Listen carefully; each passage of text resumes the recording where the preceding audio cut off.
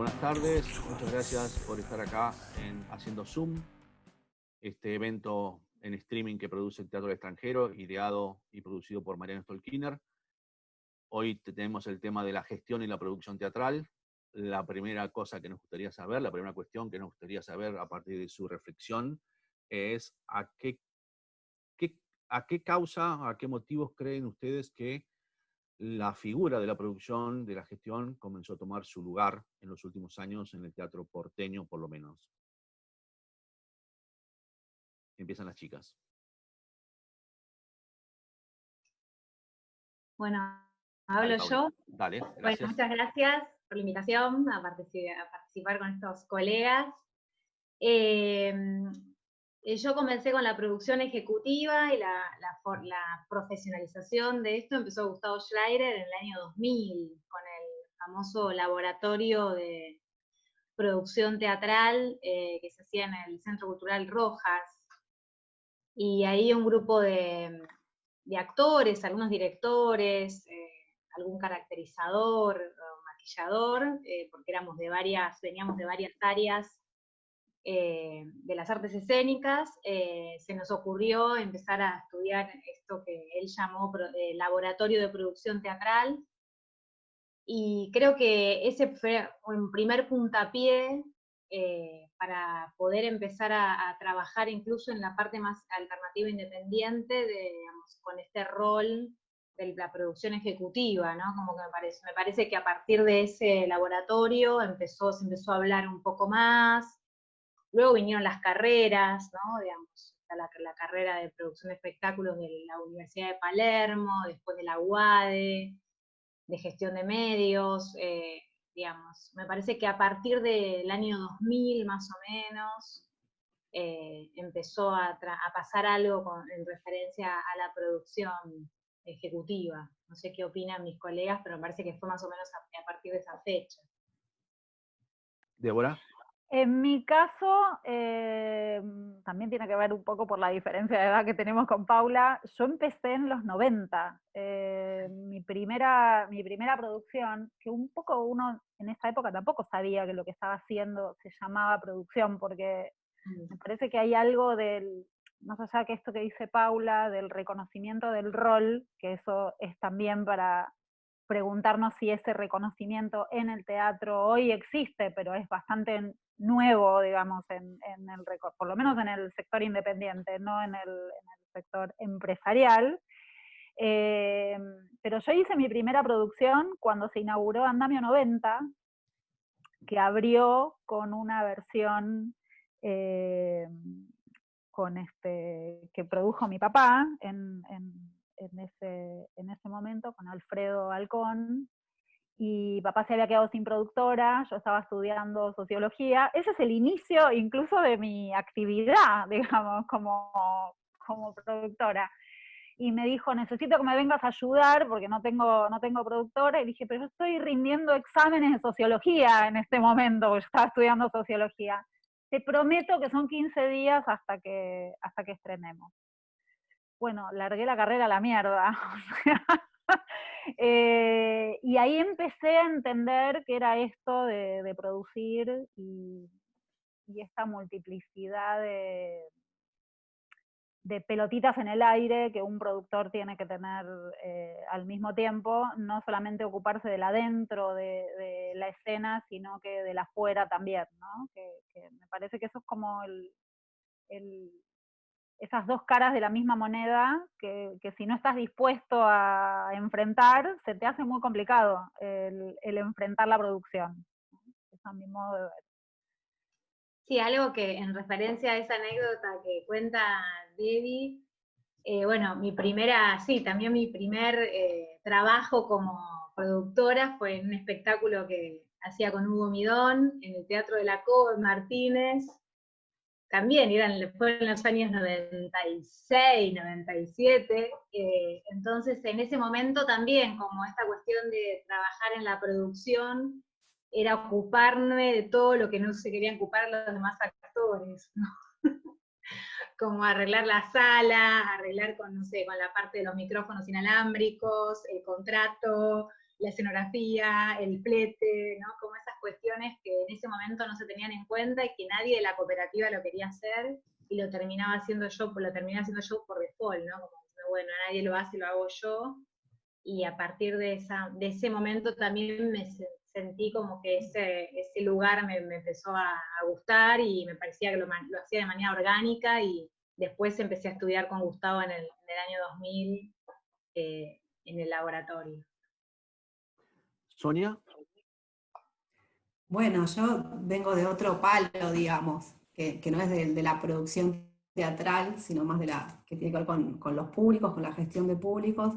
Y si podríamos poner alguna fecha, yo pondría tal vez el 2005, 2008 más o menos, que fue cuando empezamos con Ana Durán a armar el programa de formación de espectadores, y a partir de ahí empezar a generar encuentros con mucho esfuerzo, internacionales, tocar puertas, explicar qué significaba esto, que era muy nuevo acá, tal vez no tanto en otros países como España, tal vez ahí está más avanzados, o en Chile, pero si podemos pensar no solo en Argentina, sino más a nivel Chile, Argentina, Uruguay, más o menos en la misma época, 2005, un poquito después, 2010, con la apertura del GAM en Santiago de Chile, con Javier Ibacache, podíamos pensar como un conjunto de personas que empezamos a trabajar, a intercambiar desde esta perspectiva de pensar la gestión y políticas culturales también en relación a los públicos.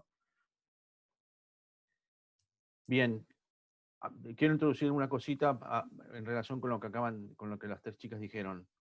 En primer lugar, hay una cuestión de que parecería que surge a partir de una cuestión institucional, de una operación institucional. Aparece un taller, aparece una carrera, y luego, pero lo que también me gustaría escucharlos es si ese reconocimiento de ese rol, nosotros en la pregunta que estaba supuesto que ya estaba ese reconocimiento, Débora está introduciendo que pareciera que en el teatro independiente no tanto. Eso también es lo que nos gustaría escucharlos. Si ese reconocimiento ya está, no está, y a partir de qué se empezó a dar.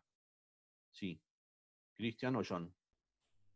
Bueno, siempre me cuesta entender cuándo empezó a aparecer la figura del productor como más relevantemente, porque yo empecé a trabajar cuando ya había arrancado. Yo empecé a trabajar en producción en 2004, tengo la referencia del taller de Gustavo, del laboratorio, como primer espacio de formación en relación a la producción, pero soy como la generación esa, que empezó a trabajar en producción cuando la producción empezó a tener un poco de peso en la cooperativa, empezó a existir la figura del productor en las cooperativas. Empecé trabajando en el Teatro del Cubo, no produciendo obras, y a partir de ahí empecé a producir mis propias obras, que fue lo primero que produje. Y en relación al reconocimiento, en ese momento que con Pedro Anthony dirigía y yo escribía, y los dos producíamos, pasaba algo rarísimo con los elencos, que nosotros les decíamos, ustedes no tienen que hacer nada más que venir a actuar, nosotros hacemos la producción y nos ocupamos de todo el resto. De pedir los subsidios, de conseguir la sala, de hacer la prensa, bla, bla, bla. Del flete. Era buenísimo, todos se ponían contentos, pero al poco tiempo empezaban a llegar unos reclamos de parte de los elencos, como si hubiéramos pasado a ser Rottenberg en 2 minutos, digamos, de que les paguemos los viáticos, de que problemas de cartel, como que enseguida en la configuración del elenco más comercial, que haya una figura de producción significaba que tenían que aparecer otros beneficios vinculados al teatro comercial o al teatro oficial. Imagínate el odio que me podía dar a mí que mis compañeros actores me reclamen el viático o duden de nuestra transparencia con un borderó de, no sé, de migajas. Pero bueno, digo, llevó su tiempo entender cuál es el rol de un productor en el circuito independiente en relación al circuito comercial y al circuito oficial. Me parece que está en movimiento.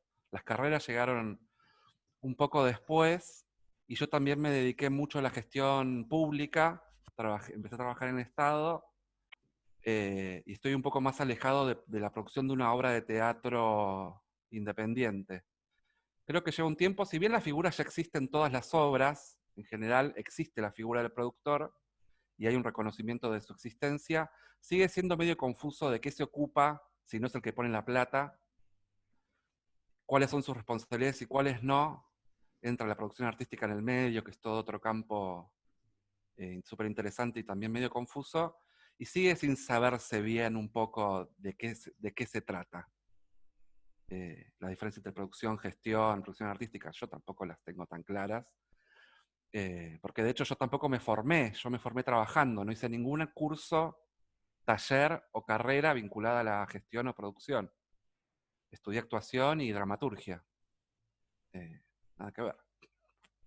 Hay una cosa que pienso que es medio en chiste, que es que somos artistas con la capacidad de sumar y restar. Y eso nos vuelve inmediatamente encargados de la producción de los proyectos. Y si sabes martillar y cortar madera, sos escenógrafo. Exacto. John. Yo le agregaría, justamente tomando lo que decían recién Cristian, la parte del ser curioso, aparte de saber sumar y restar, el tema de la curiosidad y el querer entender un poco más. En mi caso particular, yo empecé mis primeros pasos en el teatro comercial, haciendo una pasantía en el Paseo de la Plaza, allá por el 2002. Entonces me pasa también que a tu pregunta, Horacio, de alguna manera el rol estaba institucionalizado y la sistematización y la planificación de un espectáculo en una etapa previa a la producción, en la etapa de preproducción, existía y es vital en el teatro comercial justamente para llevar el barco a puerto en tiempo y forma, digamos, en términos de los tiempos que tenemos que cumplir para que el estreno se lleve a cabo. Entonces, en mi caso, justamente mi mejor escuela, yo había estudiado Ciencias de la Comunicación, pero era el propio Paseo de la Plaza y las propias pasantías. De hecho, digo yo ahora, hay que ver, después me gustaría interpelar a algunos artistas, pero siento que hice grandes tests y muy buenos anillados de libretos en aquel momento cuando cuando comencé. Sentí que era el mejor anillador y creo que en esa lógica también viene algo de sentir, bueno, esta es la tarea, la quiero hacer de la mejor manera posible. Si y anillar libretos, que por ahí sea. Eso obviamente fue creciendo y fue empezar a recibir en primera instancia los libretos que muchos artistas y dramaturgos dejaban en las oficinas de la plaza con idea de que puedan ser producidos por el grupo. Nosotros en aquel momento apostábamos mucho a la producción propia, pero a la producción diría, comedias y dramas probados internacionalmente únicamente. Entonces, muchos de esos libros se iban acumulando en las oficinas y estaba el pasante que empezó a hacer esa primera lectura y empecé a hacer justamente el análisis de lo que yo llamo ahora viabilidad de proyecto no solamente económica, sino artística, empezar a desglosar y a entender qué pedía cada libreto. Pero me da la sensación justamente por mi camino que la producción ya existía, estaba formada. Siento de alguna manera, y lo digo obviamente estando un poco más afuera, que creo que en el teatro independiente surgió la necesidad y la profesionalización de ese rol en el momento que aparecía la idea de que venga un otro a facilitar, ¿no? A facilitar, a coordinar, a sistematizar, y que de alguna manera se perdió, y bienvenido sea si es que estuvo, esta sensación de yo quiero hacer teatro, no me importa quién venga, le hablo a los míos. Cuando uno empezó a querer justamente entender que quería hacer algo, pero que quería que venga gente, que quería comunicarlo, que quería difundirlo, que quería planificar eso que estaba haciendo y no darse cuenta después que había estrenado que aunque vendiera todas sus entradas no había manera de recuperar, o inclusive, claro, digo, aunque fuera un éxito, digo, para mí era muy importante tener claro antes de hacer el puntapié inicial de un proyecto por qué lo estábamos haciendo. Y creo que en algún momento, y más en el teatro independiente, al principio era por el hecho de hacerlo,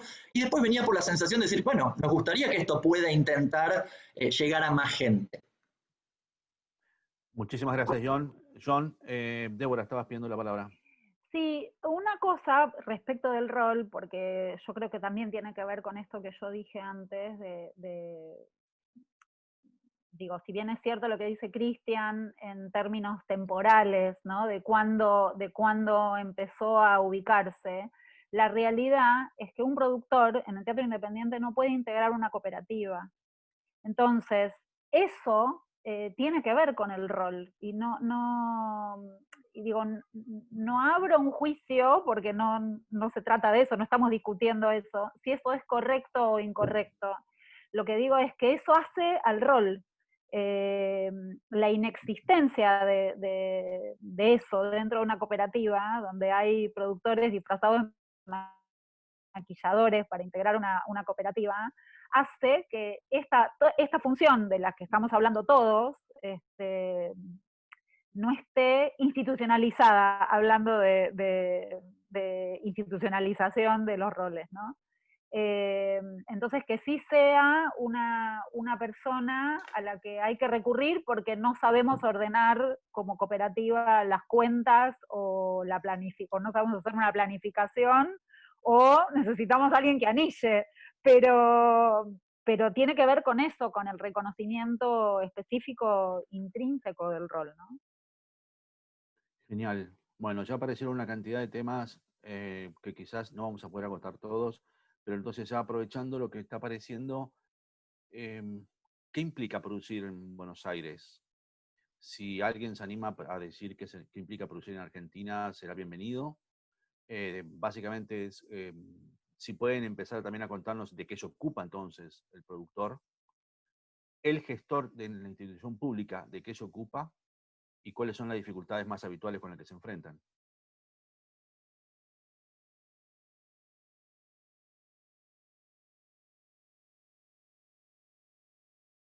El silencio en el streaming es duro. A ver, es duro, es duro, es duro. A mí lo que me pasa, digamos, un poco pensando en lo que hago yo, mi mirada sobre lo que es la producción, a mí personalmente me resulta muy difícil pensar en la producción como un hecho concreto para hoy. Pero eso es por mi actividad en particular. En general, cuando pienso en una producción, pienso más en un mitad de camino entre lo que pasa en el mundo independiente y lo que pasa en el mundo comercial, que es cuán larga será la vida de eso, y esa larga vida que ese producto pueda tener, qué implicancias reales puede tener respecto al trabajo que hago yo, que es, sí, hago producción, pero también pienso mucho en el desarrollo a largo plazo de eso, y no solamente local, sino que internacional. Producir acá tiene, dependiendo en el área en el que uno desarrolle la producción, porque es muy diferente pensar en una institución pública, o sea, pensar en una idea de desarrollo de una producción teatral en el marco de una institución pública, que pensarlo en una sala independiente o que pensarlo en una sala en la calle Corrientes. Pero producir siempre es un acto de amor y de riesgo en un punto, ¿no? Van de la mano. Si no, realmente hay cosas que uno no se explica cómo es que llegan a terminarse, porque uno dice, bueno, esta gente está arriesgando hasta lo que no tiene, o quiere tanto esto que hace, que es capaz de inmolarse en esa empresa, ¿no? Digamos.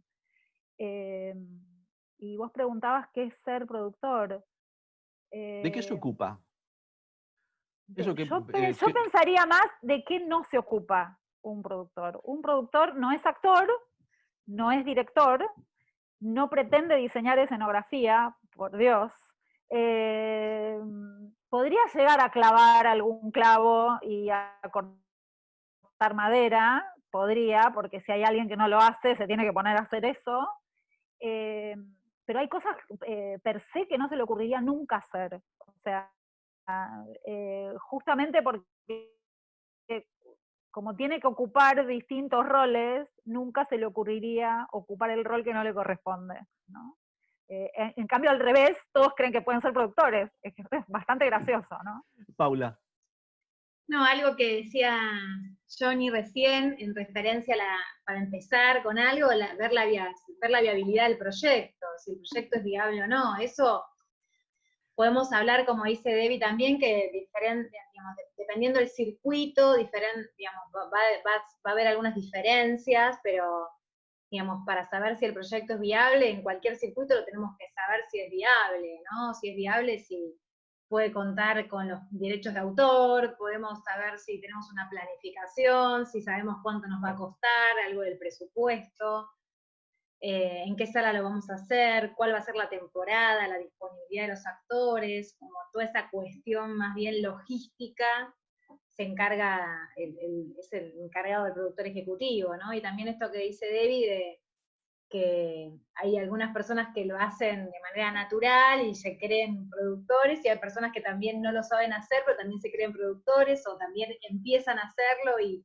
bueno, como que hay diferentes versiones, ¿no?, de este rol ya a esta altura. Antes yo decía que más o menos en los años 2000, por ahí, no, todo el mundo quería un productor ejecutivo, pero nadie sabía para qué lo tenía, o de qué le tenía que pedir al productor ejecutivo, ¿no? Como que todas las obras, en un momento todas las obras querían tener un productor ejecutivo, o los directores querían trabajar con un productor ejecutivo, pero nadie sabía bien qué tenía que hacer el productor ejecutivo, ni el mismo productor ejecutivo sabía. Soy el productor ejecutivo de tal. Y eso me parecía que, bueno, esto me parece que al día de hoy ya está un poco más claro en algunos ámbitos, y en el ámbito independiente, digamos, hay una naturaleza que tenemos, esto de la autogestión o de gestionar todo, todos, como esta cuestión del voluntariado, que bueno, que a veces juega en contra, ¿no?, también a los proyectos, ¿no? No solamente por la buena voluntad que tengamos las personas, se puede llegar a un resultado concreto o a un objetivo en concreto, ¿no? Como que a veces acá en la Argentina, como decís, qué es lo que significa, cómo se produce acá en la Argentina, o por lo pronto acá en la ciudad de Buenos Aires. Creo que esta cuestión del exceso de querer hacer, del trabajo descomunal, creo que nos juega en contra, ¿no? Esta sobreoferta del hacer, que no importa qué, pero hay que seguir haciendo. Me parece que hay como un punto que hay que reflexionar un poco, ¿no? Aparte, digamos, de cómo se está haciendo, de qué es lo que se está haciendo. Me parece que merecemos una reflexión sobre eso. Bien, buenísimo. John, habías pedido la palabra. Volvemos a esto. Sí, efectivamente, que me suma a lo que decía Dave y lo que decía Paula también recién. Creo que hay algo donde el rol del productor o la productora están constantemente con esa mirada global sobre un proyecto, esa mirada total. Nosotros de alguna manera estamos coordinando a diferentes personas o a diferentes equipos de trabajo de diferentes áreas, que cada una, y yo digo, va a tener como las orejeras puestas en relación a su propio área, y está bien que así sea. Y un poco el rol del productor siento que es justamente andar coordinando constantemente la comunicación entre esas diferentes áreas, y que cada uno de esos equipos esté buscando lo mejor posible para ese área, donde el productor es el que está teniendo la mirada global o general al respecto de ese proceso de trabajo. Por eso yo un poco tomaba la analogía inicial del barco a puerto en tiempo y forma, que cada uno, quizás el escenógrafo va a hacer la mejor escenografía posible y quizás va a desconocer o no le va a interesar tanto, y está bien que así sea, algunos otros roles. Entonces el manejo de los tiempos, el manejo de las energías, el manejo del grupo, psicología grupal, creo que podríamos seguir sumando cada uno de nosotros un montón de aptitudes que vamos sumando a lo largo del camino, y que, como decía Paula, creo que cada uno nos diferenciamos por las curiosidades que cada uno tiene y las aptitudes, porque el rol quizás es el mismo, pero a cada uno de nosotros seguramente lo hace de manera diferente. No dudo que cada uno de nosotros lo hace con mucho amor y mucha energía, pero seguramente tendremos facilidades y particularidades a la hora de llevarlo a cabo que nos van a hacer únicos, y creo que en ese sentido también es interesante cómo ahí sí creo que el productor como artista puede justamente ponerle su propio arte y su propia impronta al trabajo. Gracias. Ya volvemos a todo esto. Sonia. Sí, me estaba pensando porque que era lo que hacía un área de gestión de públicos, alguien dedicado a los públicos. Primero que estamos tal vez todavía en un momento de pionerismo, entonces hay a veces una disputa de a quién le corresponde. Eso todavía la verdad que no está claro, pero sí generamos un montón de contenidos y hacemos un montón de cosas, pero siempre con el foco mirando al otro, a los que asisten al teatro. Y a partir de ahí se generan un montón de contenidos, siempre en vinculación al espacio y en vinculación a los espectáculos o actividades teatrales.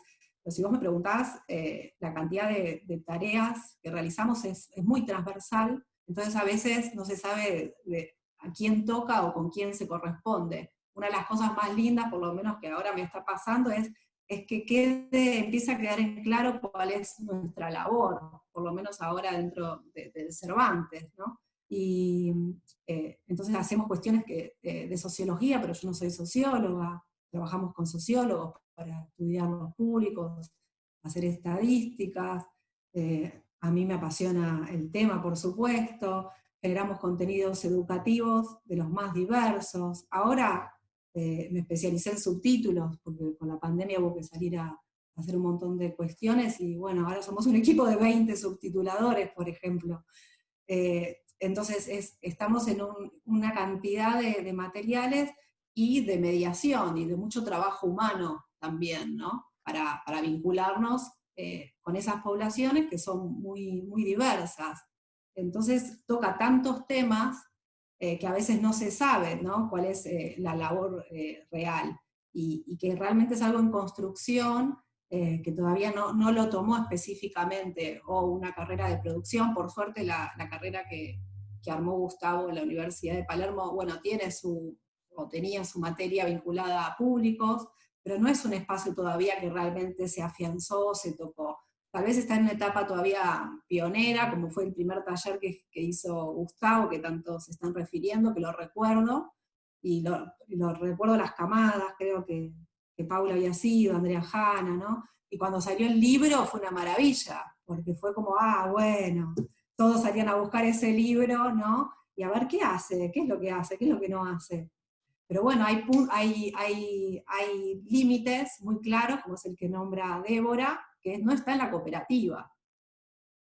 Entonces, listo, ese es un límite. Es como la ley, ¿no? Entonces eso es mucho, o sea, da para pensar un montón. Y ni hablar ahora que se sumó la Asociación de Productores, ¿no, Paula? De Hace directores. Ah, no, el hay año una asociación de pasado. productores. Bueno, todavía no existe una asociación de gestores de públicos, ¿no?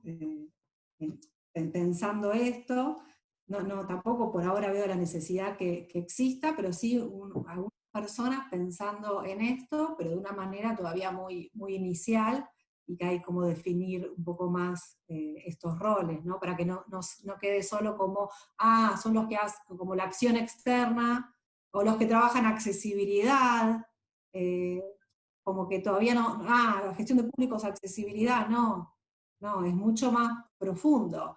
Pero es mucho más profundo porque es un laboratorio vivo, y tiene que estar vivo, y es algo totalmente cambiante, como cambian los públicos, y así debe ser. Entonces tal vez ahí está, en su inasibilidad de alguna manera, está su pertenencia. Gracias. Cristian, ¿querés decir algo? Sí.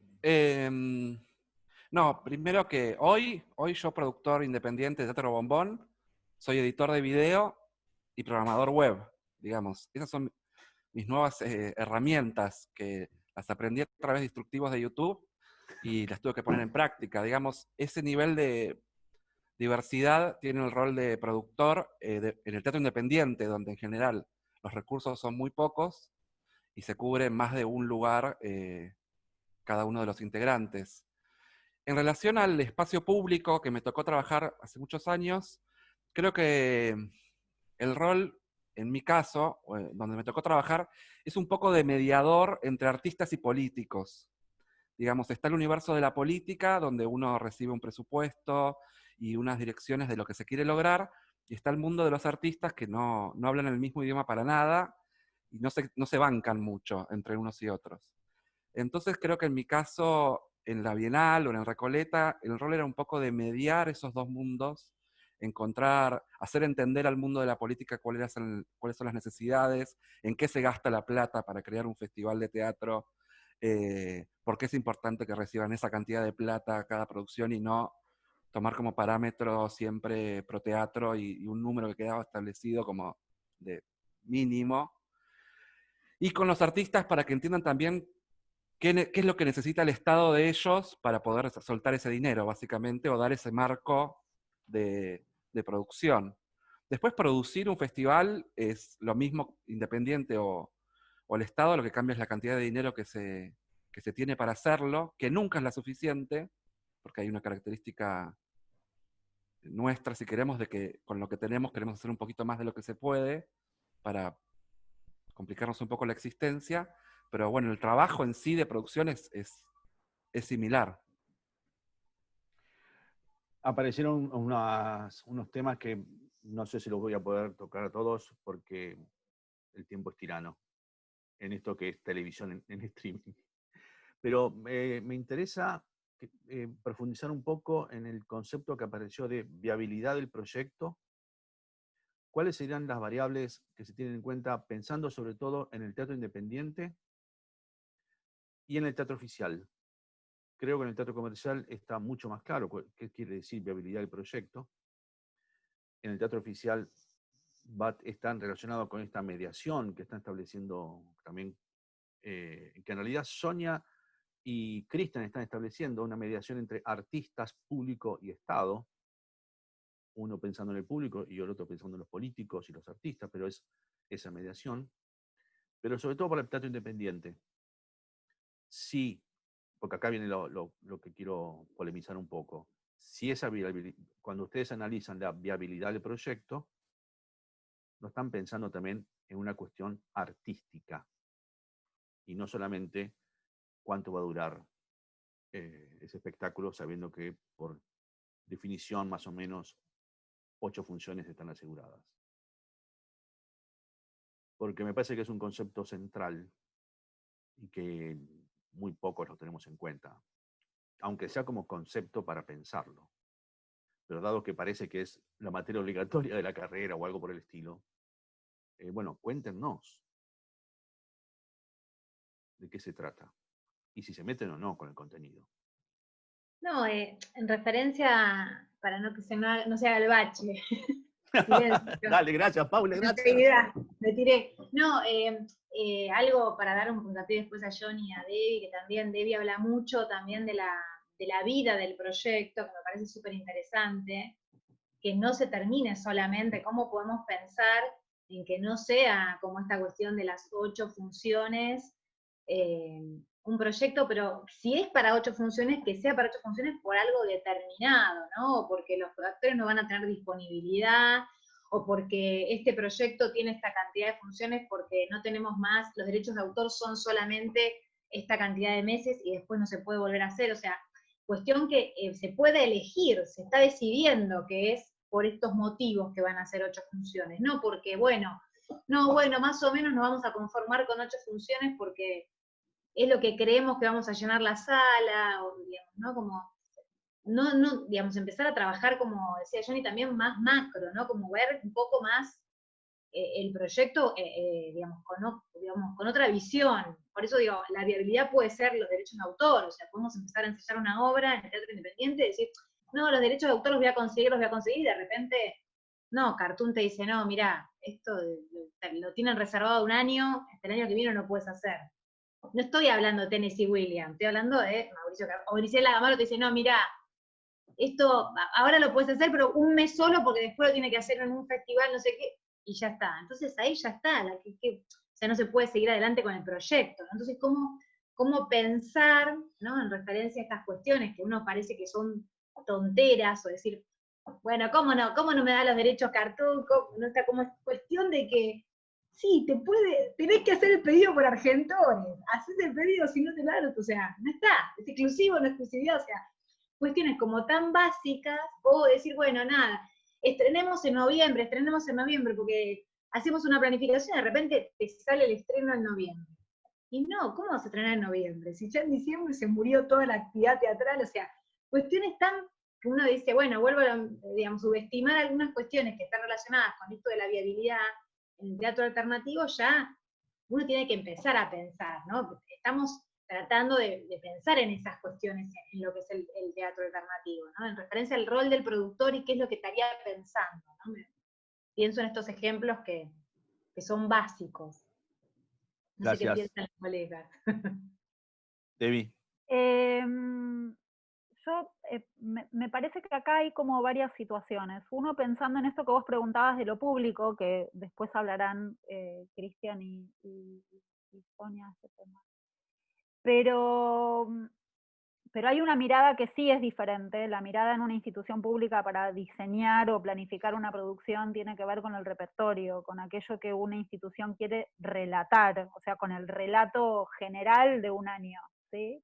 Cosa que parte también le pasa eso al teatro comercial, porque esa mirada esa mirada más de paraguas, de cómo concibe la programación de todo el año, digo pensando en esto de lo artístico, ¿no? Que vos, Sí, sí, vos sí. decías. Sí. En cambio, en una producción de teatro independiente, la mirada artística también tiene que ver con qué se dice, y quién lo dice, y cómo se dice, y cuándo se dice.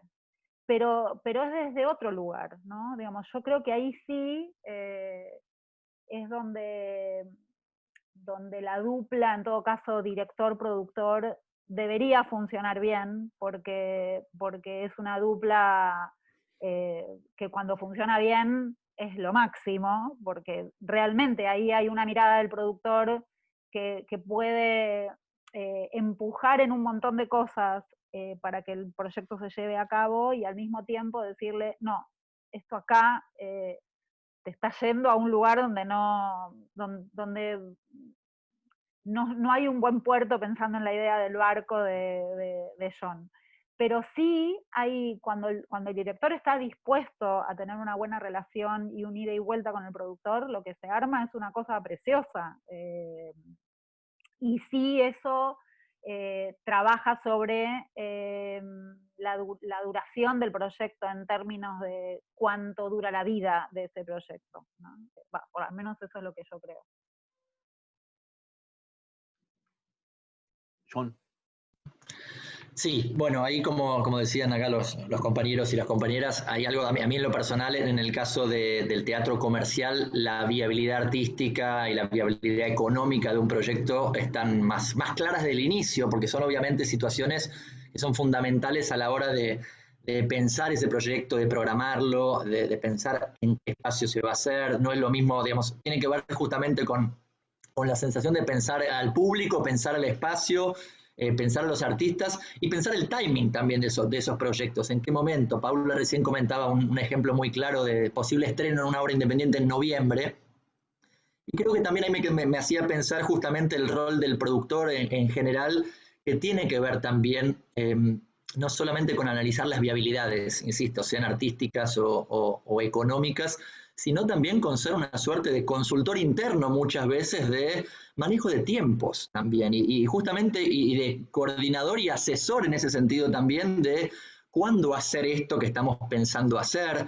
Quizás si uno se suma más tarde a un proyecto que ya estaba empezado, tiene que ver con hacer preguntas quizás muy básicas y obvias, que es ¿por qué estamos haciendo lo que estamos haciendo? ¿Para qué lo estamos haciendo? ¿Con qué objetivo inicialmente? Digo, como hacerse esas preguntas que, insisto, parecen obvias, pero que nos van a ayudar también a diseñar ese camino de ese proyecto, que puede ser muy diferente al de al lado porque quizás persigue otros objetivos. Entonces, en esa lógica para mí pensaba también y me hacía acordar como el rol del productor muchas veces está asociado a ser el límite, ¿no? El que dice que no, el que dice que es caro, el que dice que no se puede pagar, el que dice que el tiempo no da. Y a mí me encanta pensar nuestro rol justamente desde otro lugar. Digo, seguramente tengamos esa otra mirada también, que la mirada no es no por malo o por deporte, sino que tendrá seguramente sus porqués. Pero me encanta pensar que nuestro rol puede potenciar un proyecto y que en ese sentido, como decía Debbie también, y rescato algo que de tu primera pregunta, Horacio, desde cuándo la producción del teatro independiente, y volvemos y decimos, la producción estuvo desde siempre. Probablemente un director como dueño o directora como dueño o gestor de un proyecto era quien tenía el doble sombrero. Con la llegada de este rol más profesionalizado aparece justamente un diálogo posible, un otro, que es ese productor y ese director, que si ese binomio funciona como decía Debbie, es absolutamente enriquecedor para las partes y para el proyecto en general, porque vamos a ir caminando de la mano y justamente no vamos a estar solamente como productores pensando en el número y cómo hacer para que esto sea viable, sino que justamente a mí me encanta por lo menos pensar que en la parte artística uno también puede opinar, sabiendo que seguramente ahí no va a ser uno el que tenga el corte definitivo, pero me niego a pensar que nuestro rol se ocupa únicamente de lo administrativo y que pasa como por un carril en paralelo a lo artístico. Todo lo contrario, que somos los que tenemos que estar todo el tiempo aunando eso para pensar que eso va a potenciar al proyecto y a la compañía también, ¿no? Gracias. Sonia, ¿ibas a decir? Bueno, yo siempre mirando desde los públicos, es un tema muy, muy interesante el que estás planteando, porque la sensación siempre que tenemos es, uy, se terminó, ¿y cuánto teníamos para trabajar con determinado espectáculo? He visto una cantidad de espectáculos, le faltaba larga vida, una hermosa vida, y bueno, y se terminaba a los 2 meses, y yo tal vez recién estaba empezando a encontrarle las vueltas, y ya, con algunos sí que tuvimos con la posibilidad de hacer largos recorridos, fue fabuloso.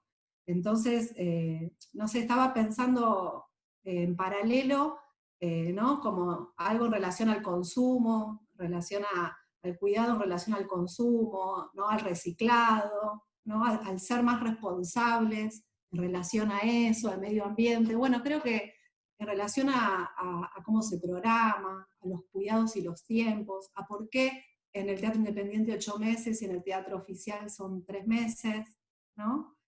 Todos esos tiempos que por algo se pensaron y funcionan, porque si están así es porque evidentemente funciona, porque si no funcionaran, bueno, yo creo que no funcionan, y que realmente no están pensados para trabajar con todos los públicos, para darles una larga vida, para darle como más tiempo. Las producciones para mí necesitan más tiempo antes, y me estoy refiriendo a una reflexión sobre para qué, con quiénes. Obviamente después se estrena, se ve qué pasa, y uno empieza a hacer un montón de variables y a reescribir, y eso es lo creativo, ¿no? Pero la sensación es que nunca alcanza ese tiempo, y que hay que pensar mucho más para quiénes, qué cosas se podrían hacer, darle muchas más oportunidades a un montón de espectáculos que tendrían una vida enorme, enorme, y bueno, ya está, se bajó y se terminó. Entonces, eso es lo que siempre me quedo pensando, con un montón de producciones, y en relación a los contenidos, también, ¿no? Que con los públicos uno hace ajustes de contenido, cuando tiene que trabajar con determinados públicos necesariamente tenés que hacer ajustes, tenés que trabajar con los directores, con los productores, y esos ajustes son creativos para los espectáculos, para llegar, digamos, a más gente. Acá estoy introduciendo como un tema nuevo, ¿no? Es trabajar mucho más amorosamente y en conjunto con las cabezas de dirección, con los productores, para llegar y diversificar también esos públicos. Gracias. Cristian. Acá estoy. Me acuerdo, recordando lo que dijo Débora recién, producir en teatro independiente siempre es un acto de amor, digo, no hay otra definición posible, y en ese sentido la viabilidad de un proyecto independiente rara vez se corta en lo económico. En general lo económico es lo que sabemos que no va a estar, el recurso económico, y en todo caso se lista cuáles son todas las opciones de financiación posibles que hay para llevarlo adelante, pero se evalúan otro montón de cosas que tienen que ver con si existe algún tipo de novedad en lo que se está produciendo, con los espacios, a dónde se va a producir. Digo, en mi caso yo nunca produje proyectos de otros, siempre llevo adelante como proyectos e instancias pensadas por mí o como Nina, y se piensa en el público, se piensa en qué tipos de públicos, en qué tipo de comunicación.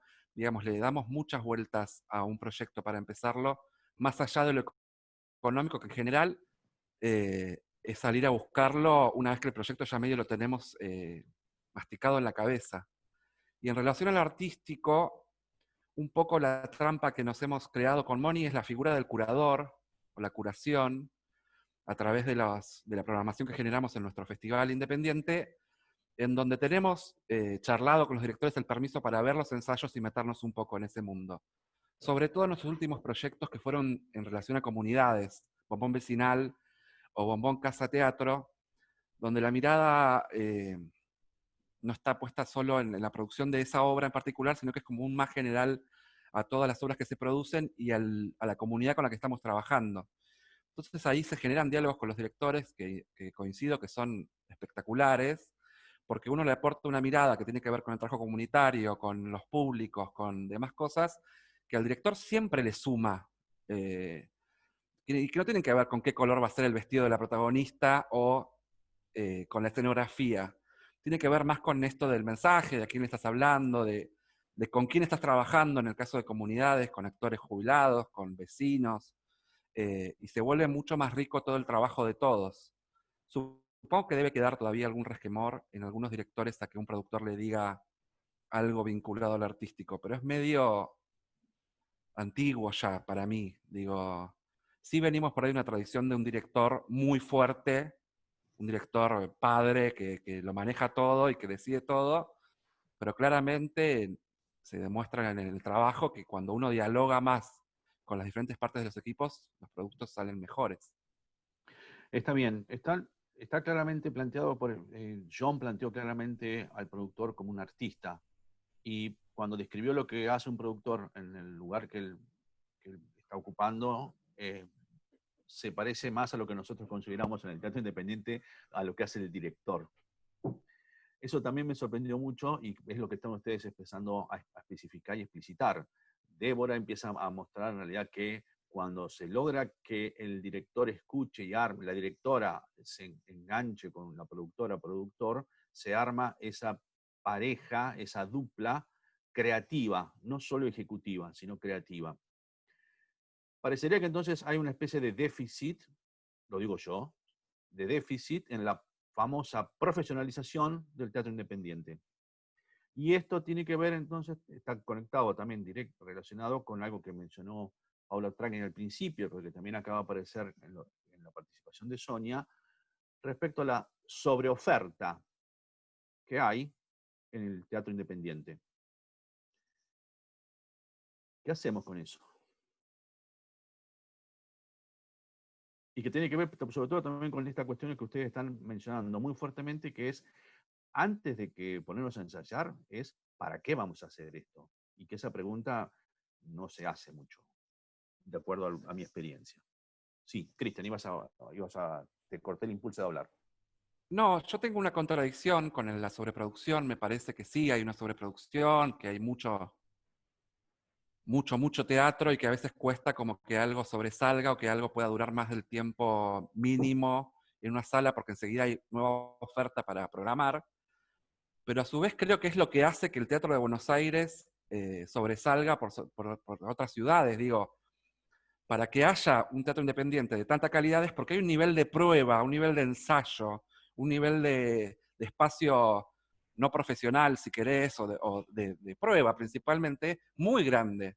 Si no tuviéramos esta cantidad de obras, si querés, no tan relevantes, que no cambian la teatralidad de Buenos Aires en una función, pero gracias a todo ese ensayo empiezan a aparecer los talentos y las obras que se reconocen internacionalmente, más allá de que hay todos unos circuitos que recorrer, que no siempre es el más talentoso es el que llega al lugar de reconocimiento.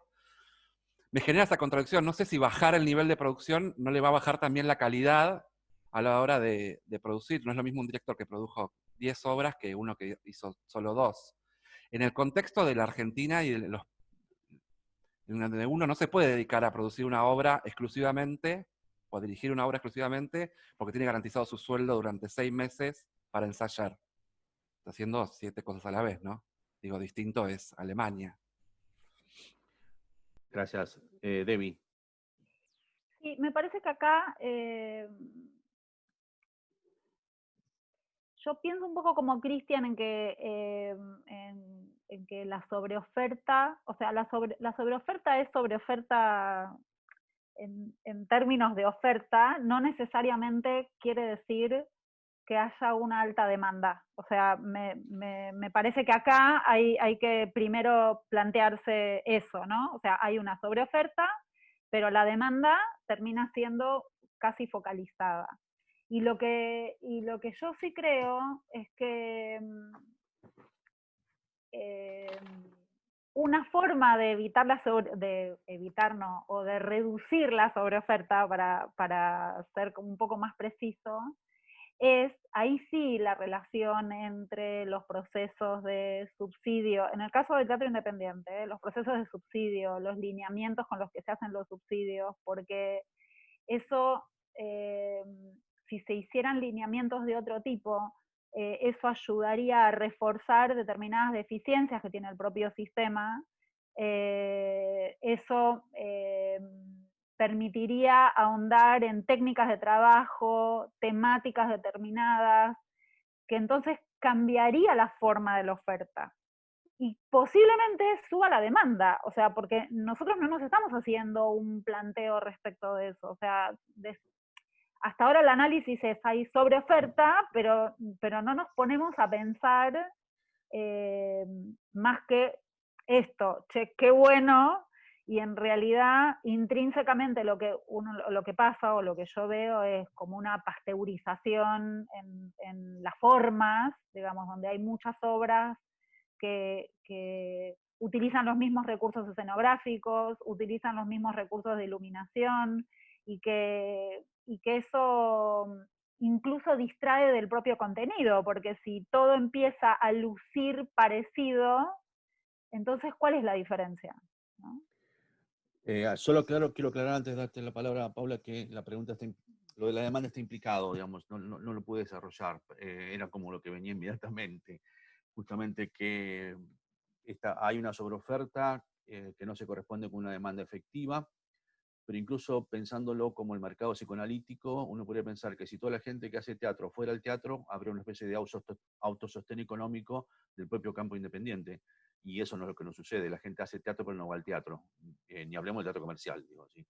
En ese punto. Pero digo, sí, obviamente estamos de acuerdo que ahí, y bueno, pero tenemos una de las especialistas acá que también supongo que tendrá su punto de vista, que es Sonia, sobre el tema de la demanda.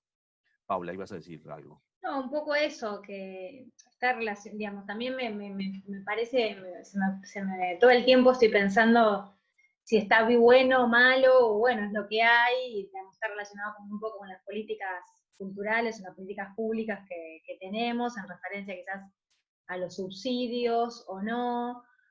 También está relacionado con esto que hablábamos anteriormente, de si estamos pensando en un público para mi espectáculo o hacemos porque nos tocó el subsidio y queremos hacer la prueba con nuestra compañía, mi primera obra, tengo un subsidio, me mando igual, contrato a un agente de prensa, bueno, como con todo ese circuito, ¿no?, que se arma, ¿no?, de decir, bueno, no importa, no tengo mucha experiencia, pero Teatro me dio un subsidio, la sala me da un lugar un domingo a las 3 de la mañana, yo tengo la plata para contratar a una agente de prensa, tengo 25.000 pesos, lo contrato, le pido que traiga un crítico, me sale una nota y ya todo, digamos, todo ese universo que se arma en referencia a esta sobreoferta, que es algo como repetitivo, ¿no?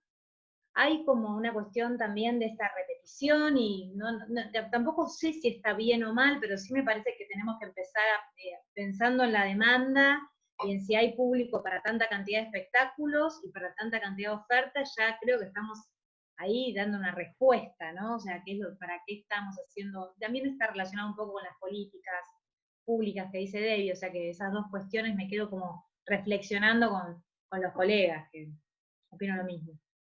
Sonia. Ahora aparece como otro más que es como una encerrona o quien toma la decisión. El año pasado, en realidad, no es, digo, pues parece que siempre estamos volver a empezar para hablar de las 8 funciones, y hace cuánto que estamos hablando de esto, ¿no? Y me parece que el año pasado tal vez un poco fruto de las campañas, ¿no? Hubo un montón de encuentros para pensar y reflexionar esto, y con propuestas. Y yo creo, como dice Débora, que sí, que está atado a decisiones en la formulación de las políticas públicas, de los dadores de subsidio, para de alguna manera regular esto, porque si no nos quedamos, sí, bueno, como dice Cristian, sí, la gran producción que hay, sí, obviamente es interesante, pero también está la contrapartida, como dice Débora, que se ven productos muy pasteurizados, ya un combo, como habló Paula recién, ¿no? Que todos sabemos, digamos, lo que es, que de alguna manera no lleva a ningún lado.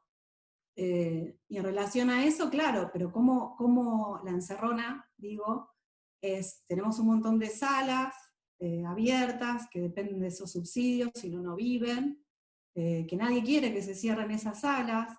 Todas esas salas están instaladas en los mismos barrios que ya conocemos de la ciudad. hay otros barrios que no tienen esa cantidad de salas, por lo cual no van a esas salas.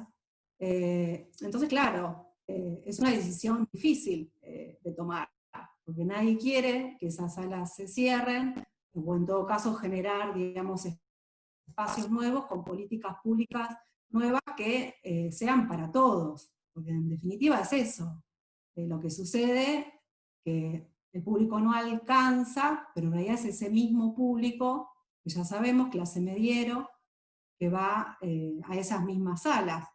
Pero hay otra gente, un montón de otra gente, que también como ciudadanos deberían recibir lo mismo que está recibiendo otro ciudadano que sí puede asistir a esa sala. No sé si se entiende la idea. Entonces es difícil, ¿no?, tomar esas decisiones. Y me parece que hay que profundizar esa charla, dialogar mucho más en profundidad para pensar políticas públicas, digamos, que tengan un alcance real, por lo menos yo que estoy pensando en los públicos. Está bien, voy a aprovechar para introducir algo acá entonces con eso que acabas de decir, Sonia. Acá estamos empezando de reflexión más dura y pura, me parece, porque empieza a notarse que está entremezclado una distinción que antes era muy clara: teatro comercial oficial, alternativo independiente, donde uno consideraba, bueno, las estrellas de televisión están en el teatro comercial, en el teatro oficial están los actores consagrados, en el teatro independiente es puramente experimental. Eso ya no existe más así. Hay un entremezclamiento mucho más poroso. Porque lo que vos estás diciendo, uno diría, bueno, esa es la función del Estado, no supuestamente de lo que sucede en el mercado o en la sociedad civil. En la sociedad civil se ocuparía justamente de gestionar sus procesos de teatralización y de producción artística en las salas independientes, y la pregunta sería, ¿por qué te decís independiente si sos subsidiado? Con lo cual aparece el problema justamente de la política pública. La pregunta sería entonces, dado que hay trasvasamientos exitosos del teatro independiente al teatro comercial, hay trasvasamientos, el teatro oficial se nutre directamente del teatro independiente. La primera pregunta sería, ¿tiene sentido todavía la distinción? En segundo lugar, si esto posibilita o no el aumento de público, el aumento en la demanda. Sí, John. Yo creo que tiene sentido definitivamente todavía para estudiarlo, para entenderlo como compartimentos estancos que no son tales. Justamente me parece que por suerte estamos como teatro y como sociedad vivos y está todo el tiempo ese entrecruzamiento, del cual siento también en esa lógica que parte de mi búsqueda hoy tiene que ver justamente con darle en el teatro comercial, en espacios comerciales, lugar a otras voces, pero lugar a otras voces y otros contenidos, justamente porque creo también en esa lógica de públicos, que me interesa captar nuevos públicos en ese espacio. Y un espacio como el Metropolitan, el lugar que hoy me toca dirigir, quizás tiene artistas que hasta ahora no estaban interesados en ese espacio, y públicos que efectivamente la programación que tenía o que tiene ese espacio tampoco les es de interés. Entonces parte de mi búsqueda tiene que ver en esa misma lógica de cómo pensar en ampliar públicos. Para eso implica ampliar oferta también, ampliar creativamente y empezar a dialogar con diferentes artistas con los que hasta ahora no hablábamos, y que de hecho, insisto, era recíproco. A nuestro propio espacio quizás tampoco le interesaban esos artistas o esas temáticas, y justamente en ese sentido también al público que transita por Avenida Corrientes estaba acostumbrado hasta ahora por lo menos a tener un tipo de combo, como bien decías vos, Horacio, un estilo de dame actores, buenos actores pero muy reconocidos a nivel televisivo, dame una obra probada en Londres, New York, París, que ahora llega a Buenos Aires y te daré justamente un contenido de teatro comercial. Yo creo que eso, por suerte, en algún punto, con la crisis en general en la que estamos inmersos, se puso en duda.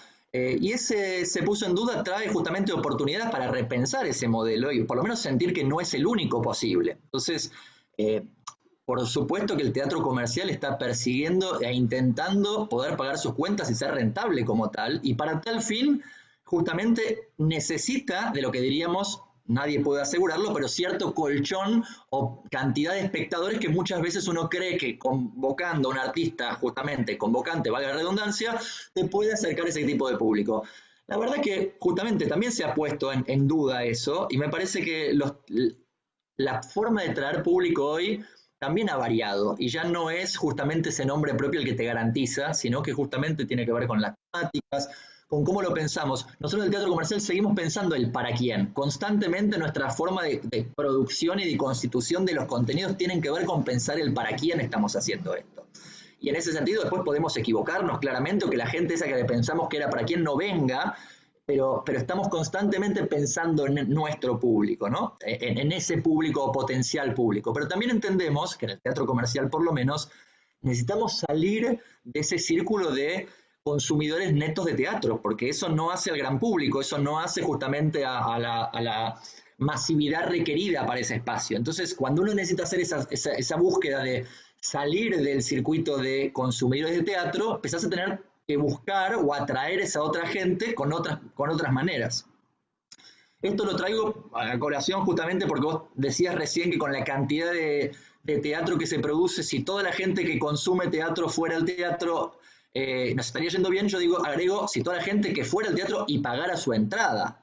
Porque el gran problema que también tenemos es que todos sentimos que la gratuidad en el teatro está dada. Y creo que también es problemático eso, sentir que porque hay butacas disponibles, sea en un teatro de 20 personas, de 300 o de 3000, tenemos la posibilidad de ir gratuitamente a verlo y sin pagar. Digo, yo tengo una anécdota que cuento muy seguido, pero es cuando me ha tocado subirme a un taxi enfrente al Metropolitan alguna vez, y me dicen, vos trabajás en teatro, pibe, no tenés una entrada, no te sobra una entrada. Y yo digo, ¿y a usted no, esto me va a regalar el viaje? No, ¿cómo te va a regalar el viaje? Bueno, nosotros todos vimos el teatro. Digo, esa entrada que tenemos se parte en miles de pedacitos, una parte va a la sala, bueno, ya sabes, digo, no vamos a aburrirnos con todo esto, pero esa entrada se divide en un montón de gente que necesita de esa entrada paga para generar ingresos y poder vivir. Entonces, creo que también es muy interesante esta sensación de repensar cómo encontramos una forma para que seamos nosotros los que primero defendamos nuestra propia actividad. Gracias. Cristian, creo que te corté la palabra cuando introduje esto. No, justamente lo que iba a decir es que Johnny es un poco el especialista, John, en el tema, por la movida que hizo este verano de llevar obras de teatro independiente al Metropolitan. No, sí, me quedaba pensando que claramente hay un déficit de políticas públicas. Creo que no se piensa ni en públicos ni en qué subsidios están dando. Hace mucho tiempo no se termina como de pensar en profundidad y generar una modificación. Se siguen dando como subsidios paupérrimos a muchas producciones, y creo que se puede pensar fácilmente en crear líneas de apoyo que tengan en cuenta la trayectoria o el nivel de producción de la obra que se quiere crear, sobre todo teniendo en cuenta que el teatro independiente no es solamente un espacio experimental, lo es también, pero hay mucho teatro independiente de muchas maneras. Se produce teatro, si querés, en formato comercial en el teatro independiente. Vos decís, esta obra la ponen Corrientes, ponés 2 famosos y explota. Y no pasa ni una cosa ni la otra. Entonces sí creo que hay un vacío grande en la política pública, sobre todo por todo lo que se le roba al teatro independiente, haciendo mucha laraca de lo bueno que es en el mundo. Digo que hay una deficiencia ahí clara en la ciudad y la nación, por supuesto, qué sé yo. Bueno, llegó el momento. Debbie. No, yo lo que sí quería agregar, y pensando un poco en esto que decía John del para quién, y en algo que dijo Paula, y obviamente en el trabajo que hace Sonia, es que de las mayores dificultades que tiene el teatro independiente es en pensar en para quién. Porque está como todavía, creo que viaja en alguna nube arriba de los creadores de teatro independiente esta idea barletiana de que se hace en nombre de la independencia, de criterio y económica y un montón de cosas. No hay una reflexión respecto de para quién es lo que hago, ¿no? Entonces, a mí me ha pasado en mi trabajo preguntarle a algún proyecto, bueno, ¿y vos para quién crees que es esto? Y escuchar que me dice, bueno, yo quiero que lo vea todo el mundo, lo cual ya per se es imposible. O sea, es fácticamente inviable eso, hablando de viabilidad. Con lo cual, pensar por la contraria, en la definición de quién sí realmente va a querer ver lo que yo hago, y eso tiene que implicar acciones de parte del propio espectáculo. Me parece que ahí está hoy la mayor dificultad, ¿no? Es que me vean todos, no, que te vean los que tienen que verte. Y a ese público hay que llegar de alguna forma. Eso. Sonia, gracias, Debbie. Sonia. No, me interesaba, como empezaste esta charla con una especie de raconto histórico, por momentos me agarra así como el viejazo y la ignorancia, ¿no? De cuando los pequeños, primero de los grupos, ¿no? De la idea de grupos de teatro independiente, que era una figura clara, y uno seguía determinados grupos, ¿no? Y seguía sus procesos de investigación también como grupo, algo que a mí me fascinaba. Y por otro lado también los espacios, los teatros independientes que también tenían una clara programación y uno podía ver esa línea, el Kafka, que estaba Paulita, ¿no? Como muchos otros, ¿no? El Sportivo, en el Camarín, tal vez en un momento, ¿no? El Callejón, y uno seguía el Teatro del Abasto, que ya cerró, ¿no? Uno seguía claramente una línea, ¿no? Entonces uno iba ahí y eso no siempre sucede, ¿no? Y eso también digo que eso ayuda mucho también a identificarse con los espacios, ¿no? A seguir una línea, digamos, de programación, a seguir a determinados artistas. Y eso de alguna manera creo que se terminó.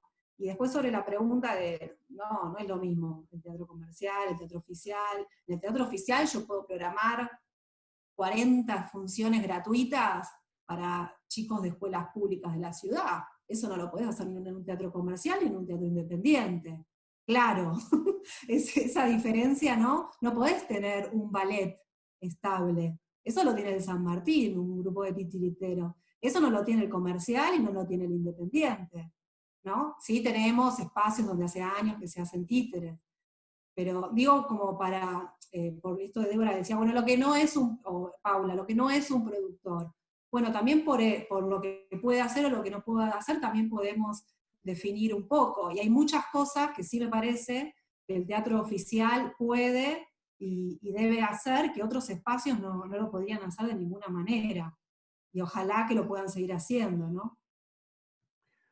Bien, parece claro que la atomización de la producción no ha generado demasiados beneficios. La mención barletiana de Débora nos lleva a que, o por lo menos a mí me lleva a pensar que la ley federal de teatro necesita una revisión, pero eso puede llevar décadas, con lo cual habrá que ver cómo se logra, me parece, una conexión con las entidades del Estado respecto a los subsidios y cómo se trabaja con la propia ideología de los propios artistas del teatro independiente. Me parece que lo que está haciendo John y lo que están pasando en esa porosidad más con el teatro con Calle Corrientes es auspicioso. Yo creo que justamente nos merecemos un teatro comercial de producción nacional, compre nacional. Me parece que me parece que la dramaturgia y la actuación y la dirección están al mismo nivel que uno podría pensar en los grandes teatros comerciales del mundo desarrollado. Llegamos al momento en el cual, sí, no me dejan llegar a preguntarles qué vamos a hacer con la pandemia. Muy bien, Perdón. bien. Pero solo porque sigamos. vi que terminábamos un poco deprimidos. No, ahora viene la pandemia, ahora vamos a ver. Ahora vamos a deprimirnos de todo. No, que al estar en la Bienal de Arte Joven y trabajar ahí como asesor, yo veo una nueva generación que piensa de otras maneras, que busca otras vueltas, que rompen con la idea de temporada, que hacen una función en una sala distinta, que digo, hay una generación que nos viene atrás, que se está replanteando cosas que están medio instaladas desde los 90 y que pareciera que no van a cambiar nunca. Existen esos jóvenes y están pensando otras cosas. Creo que también es cuestión de escucharnos. No, estoy de acuerdo. Estoy de Algo acuerdo, que pero quería agregar, perdón, antes de deprimirnos con la pandemia. no hace falta que hablemos de la pandemia. No, pero en referencia a algo que hablaba un poco, que habla Debbie también, en referencia a esto de la identidad, digamos, de los proyectos y del para qué, ¿no? De para qué hacemos lo que hacemos. Digamos, también me parecía muy importante rescatar esto que decía Sonia en referencia a las salas, ¿no? Digamos, no solamente tenemos 300 espectáculos en cartel un sábado a la noche, sino que tenemos 150 salas, 180 salas de teatro independiente, digo, con características cada una, con su especificidad, y también que, digamos, esa cantidad de salas también hace a este panorama que tenemos en la Ciudad de Buenos Aires, ¿no? No solamente a la producción, desde la producción de, digamos, espectáculos, sino a esos espacios, ¿no? A esos espacios con la identidad que tenga cada uno de ellos, tampoco, digamos, como que dejarlos afuera como de la producción es extraño, porque en realidad es parte también del mismo, digamos, de la misma visión, ¿no? Digamos, como que estamos todos en lo mismo, ¿no? Entonces también decir, bueno, que también tiene que haber una política pública en referencia a esto, que puedan trabajar con una identidad clara, con una programación, digamos, que puedan subsistir sin tener que estar mendigando para poder llegar a pagar el alquiler, ¿no? Como en todos los aspectos creo que tenemos que reflexionar acerca de esta sobreproducción en general, ¿no? Porque dejar afuera las salas es como un problema que también hay cantidad de salas y hay cantidad de artistas que trabajan en esas salas que también están haciendo un montón de trabajo, ¿no? Entonces decir, bueno, también incluirlos en este debate me parece que es súper importante, porque no son aparte, los artistas no son aparte los de la sala, y aparte los directores, y aparte los actores, ¿no? Como hay como un combo de toda esa gente trabajando en conjunto y cruzándose en diferentes circuitos que también tienen un lugar importante. Bien, bueno, voy a aprovechar entonces para preguntarles otra cosa más, porque a ver si soy lo suficientemente claro. Parecería que entonces el teatro comercial nos ofrece un modelo de producción que parecería lo más objetivo posible.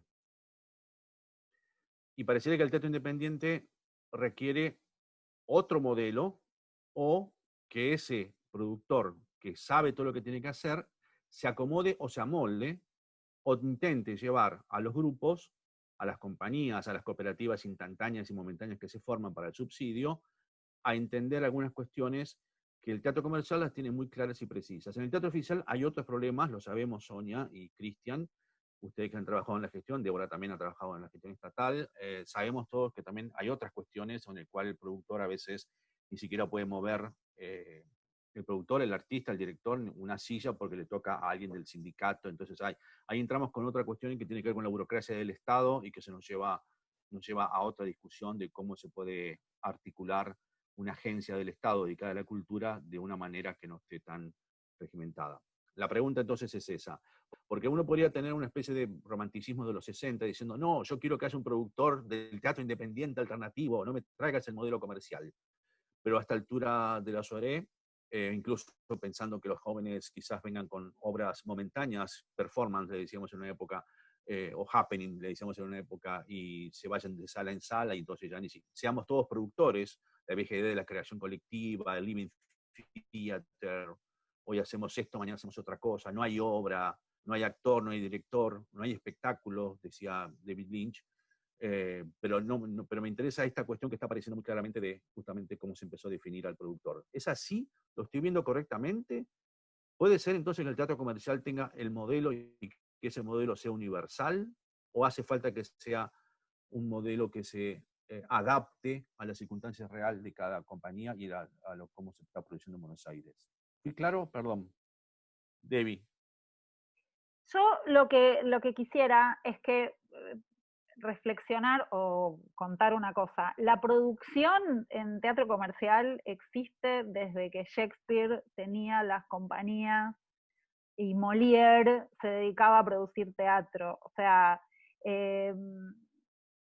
estos personajes para poder vivir se la pasaban escribiendo y produciendo obras en forma permanente.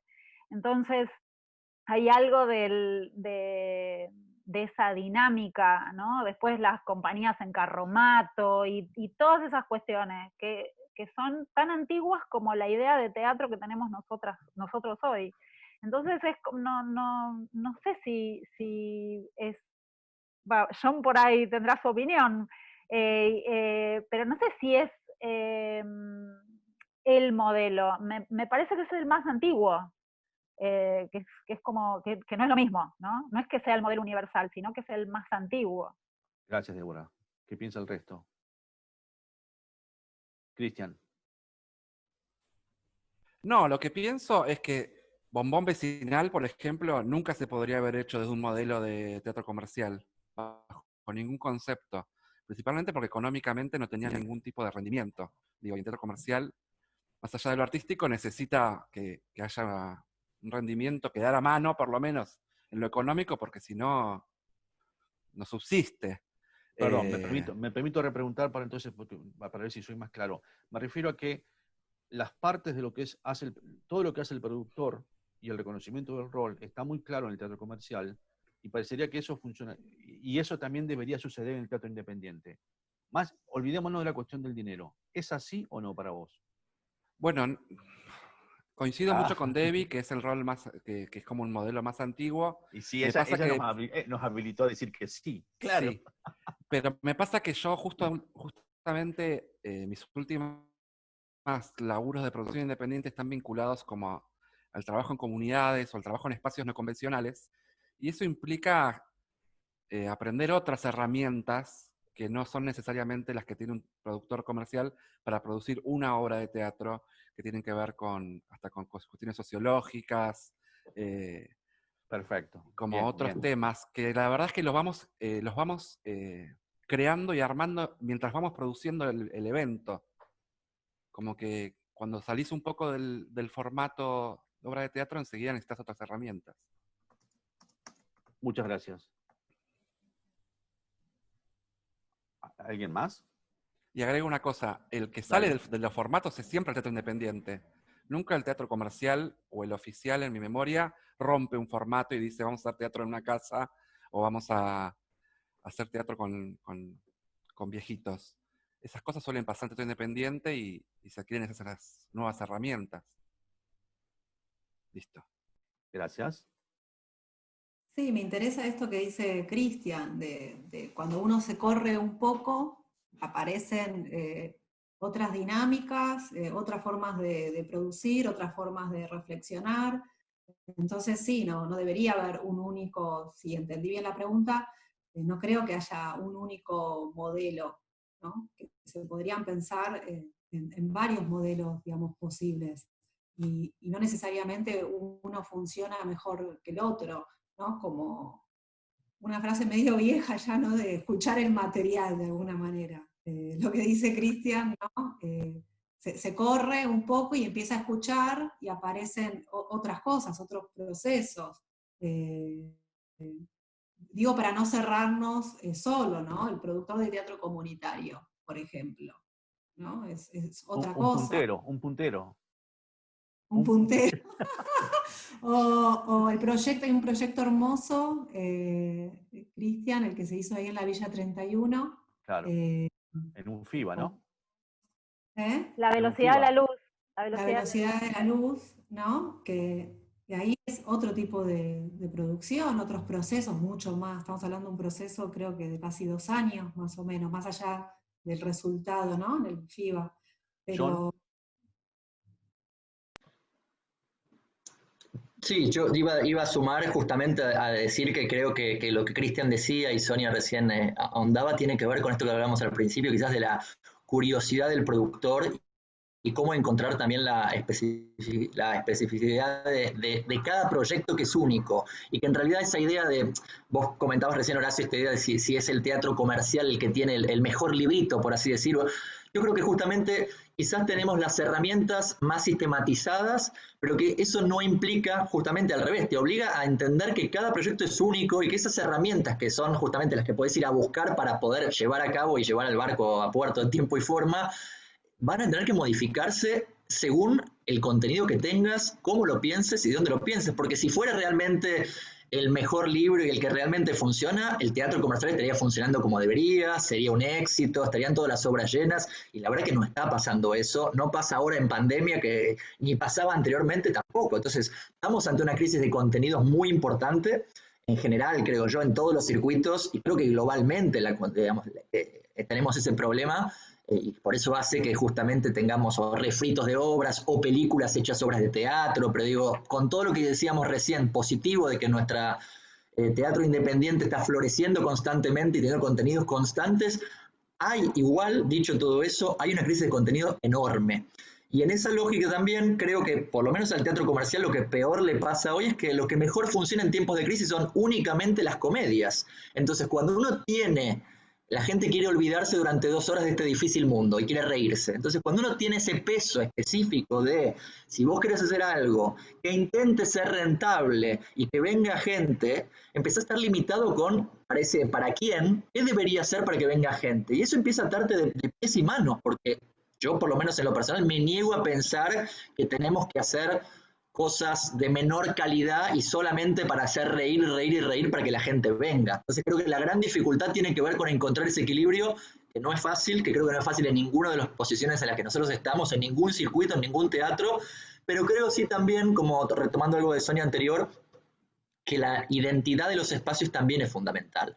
Y que es difícil cuando las producciones o las salas son solamente exhibidoras, no son también productoras, entonces saltean contenido según lo que hay disponible. Si uno pudiera encontrar cierta identidad en su propio espacio y hacer que la gente entonces valore, o la gente por lo menos que valore esa identidad pueda acercarse a ese espacio, tenés parte de la batalla más o menos ganada, porque por lo menos es más fácil explicarle al otro, ya el otro entiende qué es lo que vos estás produciendo previo a que esto suceda, porque no nos olvidemos que el teatro, la gente compra una entrada, accede a un pedazo de papel a cambio de dinero para una experiencia que no fue y que es una ilusión, digamos, justamente. Que, digo, entonces hay mucha de esa previa que se compra justamente sin tener idea de lo que voy a ver y si me va a gustar o no me va a gustar. Entonces, bueno, es como de nuestros lados podemos ayudar también a generar ciertas certezas en eso, a la vez que todas las inseguridades y todas las incertidumbres que son lógicas y positivas también, de eso que vas a ver que quizás no sabes mucho y hace que se convierta en algo todavía más interesante el hecho de no conocerlo.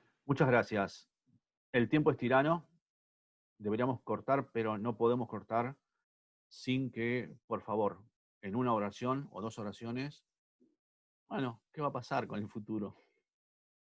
Hemos logrado llegar al fin de la grabación sin ponernos a quejarnos de esta crisis mundial que nos ha tocado vivir y que parece matar al teatro. 2 oraciones. Gracias, Debbie. Para mí es un cambio de paradigma enorme lo que está pasando. Es como una especie de coctelera que se abrió de golpe y que nos obliga a repensarnos formas de producir, relatos a contar, para qué y por qué contar lo que vamos a contar. Gracias. Sonia. Perdón. No, Sonia, la dijo. Solo 2 palabras. 2 oraciones. Ay, es difícil. Bueno, Paula. Sí, acuerdo con Débora, que por un lado es un momento para hacer un parate, ¿no? Y en relación por lo menos a lo que me atañe, como siempre, que es pensar en los públicos, es un momento muy, muy lindo en el sentido de para reflexionar, que por suerte siento de alguna manera que las personas, los productores, los dueños de sala, todos un poco más, tal vez por necesidad, en el otro, cosa que creo que no sucedía. Y por lo menos, viste que uno tiene su día bueno y su día malo. Hoy creo que me tocó el día bueno. Yo no paré de hacer y de pensar y de trabajar un montón, por suerte. Y me parece que todo lo que veo por internet, más allá de la discusión, uy, que es un embole ver teatro en video, no sé, yo tengo gente, mi tía, Pupi, perdón, me voy a extender, que le mando un saludo, que tiene 70 años, tuvo un problema de cadera, ama el teatro, es la espectadora teatral de todos los circuitos teatrales, está chocha, porque volvió a ver Halcón, cuando lo pasaron en San Martín, ahora se compró unos libros de Santiago Loza, porque le hice ver una obra de del Paseo de la Plaza, la de Marilú Marini. Se está viendo absolutamente todo, ella está feliz, las provincias están pudiendo acceder un montón, están agradecidísimos, pues están pudiendo acceder a un montón de materiales que ni locos, ni lo podían pagar, no lo podían acceder por la distancia. Veo un montón de artistas produciendo un montón de boludeces geniales, maravillosas, y otras con ya un poco más de producción alucinantes. Veo estos espacios que creo que no se daban, pero por lo menos me estoy encontrando charlas semanales que antes no se producían, ¿no? Entonces, bueno, viendo el lado positivo, me parece que es un espacio justamente para reflexionar, para pensar prioridades, para ver cómo vemos al otro, para tal vez barajar y dar de nuevo, ojalá, en un montón de aspectos. Y después del lado más apocalíptico, y ya cierro, es que tenemos que tener en cuenta, las encuestas lo dicen, lo pueden ver en el CINCA, se perdió el 40% del público teatral en los últimos 10 años, ¿no? Entonces, creo que la pandemia, por suerte también, ayuda a esta reflexión, y a ver, bueno, qué hacemos, cómo lo hacemos, cómo cuidamos a nuestro público para que se acerque sin miedo. Entonces me parece que eso, ponernos más a disposición de los demás, me parece en principio que podría ser algo muy, muy positivo para tenerlo en cuenta de aquí en adelante, ¿no? El cuidado hacia los demás. Muchas gracias, Sonia. Paula. Yo creo que pone al descubierto la precarización de los trabajadores escénicos de una manera brutal, y entonces me da como una sensación, digamos, todo el tiempo estamos trabajando desde la Asociación de Productores Ejecutivos, APAE, y con algunas otras asociaciones, no tanto como la cuestión del contenido, sino de la parte más legal que nos acontece de no estar enmarcados en ningún tipo de convenio laboral, en referencia a nuestra facturación, en referencia al monotributo, en referencia a las contrataciones. Me parece que es una gran oportunidad para poder rever de la manera que estamos trabajando tan precarizada. Muchas gracias, Paula. John. Coincido que este momento deja al descubierto la precarización del sector en general, de la actividad cultural a nivel nacional, diría, y que nos sirve para repensar, y es una buena crisis en ese sentido para visibilizarlo, porque no queda otra justamente, por cómo estamos, pero también creo, para ir para el otro lado, en esa misma lógica, que es el teatro no va a morir, el rito teatral va a seguir existiendo, es único, es irrepetible, sucede ahí, y es en vivo también. Entonces creo que la dificultad ahora en esta transición, y también la novedad, es que la gran mayoría de los que estamos acostumbrados a hacer teatro, la ventana de exhibición de lo que tenía que ver con el streaming, no la teníamos en cuenta, no nos importaba, no nos interesaba, y a partir, por lo menos en nuestra propia experiencia del Grupo La Plaza, acabamos de terminar una temporada online donde tuvimos 2.800.000 espectadores en 9 fines de semana, o sea, en 9 días, en realidad, porque eran por 24 horas, y eso te hace entender a nivel de la potencialidad que tiene lo audiovisual y cómo puede penetrar en tanta cantidad de gente en tan poco tiempo. Eso me parece muy interesante para pensar en cómo lo podemos mezclar y hacer convivir con nuestro rito teatral. Insisto, seguirá siendo en las salas y en el teatro o en los diferentes espacios creativos que podamos pensarlo, pero que definitivamente llegarle a otras provincias, a otros lugares, a otros mundos, en ese sentido también va a ser muy interesante, porque nos va a permitir justamente ampliar lo que estamos haciendo ahora y produciendo ahora. Muchas gracias, John. Cristian. Bueno, coincido mucho con lo que dijeron, creo que sí, que el teatro va a volver, obviamente, no hay manera de que desaparezca, pero creo que va a haber mucha dificultad en acercar públicos, que el que va a tener más miedo de ir al teatro es el público, no los artistas. Coincido en esto con lo que decía Sonia en relación a pensar eso, que se venía pensando de manera un poco lenta y que nos pone como a decir, bueno, no, es esto. Y coincido con Paula en que también los artistas, más allá de visibilizar los reclamos que vamos a hacer, vamos a pensar 2 veces antes de sumarnos 15 proyectos independientes sin sueldo, porque vamos a tener esta sensación de, pará, tengo que tener uno que más o menos me entre un poco de dinero porque me entra una pandemia y me fundo. Y coincido también con Johnny, te hice un repaso. que se instaló como un nuevo espacio, que es el teatro por WhatsApp, los vivos de Instagram, un montón de lugares que estaban ocupados por un tipo de contenidos, empezaron a tener nuevos contenidos más creativos, pensados desde otro lugar, que eso me parece que no se va a terminar de ir, que es un nuevo espacio tomado y que está buenísimo para laburarlo. Les agradezco muchísimo, ha sido hiper estimulante, nos quedaríamos, por lo menos yo me quedaría horas hablando con todos. Han dejado un material muy potente para la reflexión y les agradecemos muchísimo el Teatro del Extranjero y yo. Gracias. Gracias. Gracias. Un placer. Gracias, chicos. Gracias. Okay. No stress about this. Very land.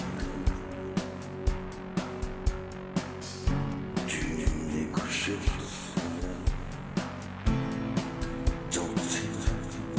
Lo que más me gustó de la entrevista es el gatito. Ay, Mi gato por atrás. el gatito era genial.